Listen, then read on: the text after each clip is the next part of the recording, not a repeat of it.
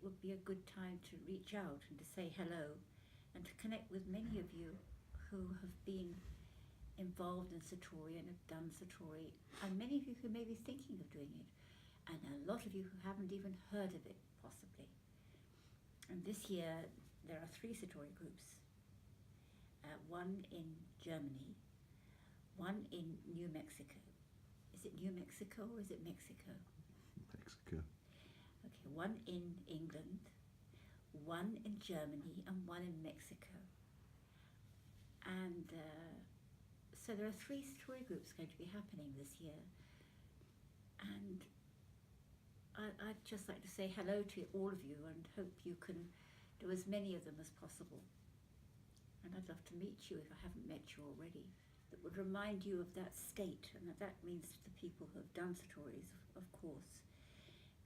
And also people who know about that state and have had an experience of that state in other ways other than in the Satori group. So it is possible to have those quite exceptional experiences outside of a Satori group, but it happens in the Satori group in a very deep and profound way, that even if the immediate feeling of the Satori begins to fade a little bit, the actual realization is part of you forever.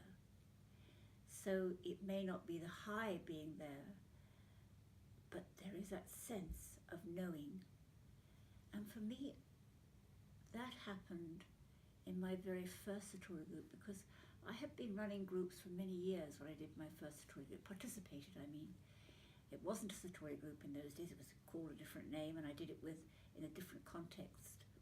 But I had this Satori experience within that group, and I had been running groups, as I say, for many years already, and talking about how it's important to take responsibility for ourselves in a group, and talking to people about that, talking about it. But it was only when I had my initial Satori experience that I really realized for myself, utterly and without any going back, that I was completely and totally the creator of every moment of my reality, and that nobody in any way was responsible for that, or could ever be responsible for that, except me. And that's a very important, it's openly easy. It's so easy to say those words. But when it happens to you, when you really know that, and you really get on a very deep level that you are utterly responsible for yourself, it's a moment of truth. It's a moment of freedom, because it's up to you. You can make of this life whatever you want. There was an enormous freedom, because it meant that I could do anything that I wanted, and it was all entirely up to me. But it was also a huge responsibility, because I couldn't blame anybody else. I couldn't for a moment turn around and blame anybody or be a victim.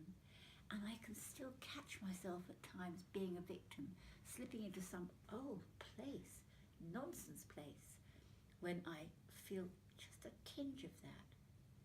And what I usually do with that now is I normally say to myself, hey Claire, don't do that. How can you do that? How can you be so tricky? How can you slip into that old thing of coming from a place of victim?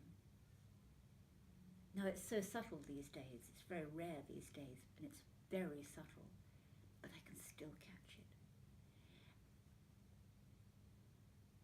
But I can't get away with it. I can't get away with it anymore. For myself, I mean. To myself, I can't get away with it. I'm not trying to trick anybody else. It's almost as if I'm trying to trick myself. Isn't that nonsense? Anyway, I don't let myself get away with it for more than a fleeting moment, and I usually catch it. And it's not just the same with that victim, that I am the creator of everything. And I can't blame anybody else for anything. It's not just with that. It's in so many tiny, tiny, seemingly insignificant ways that I just begin to notice. And I just begin to see, wow, you did that again. You're still doing that. There's no appropriate response when that happens. There's no right way or wrong way, but I can tell you how I deal with it. And there isn't anything very huge about it. I just see it.